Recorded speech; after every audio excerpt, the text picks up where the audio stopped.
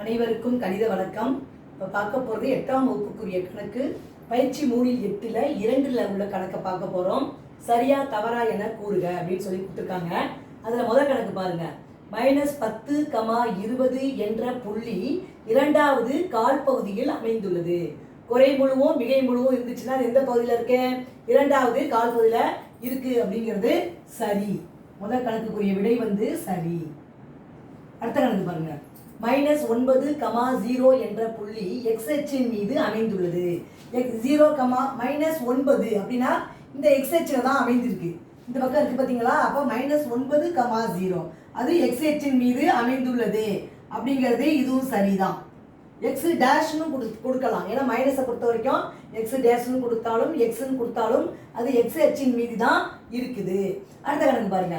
ஆதி புள்ளியின் ஆய தொலைவுகள் 1, 1 ஆகும். இது தவறு. இந்த கணக்கை பொறுத்த வரைக்கும் தவறு.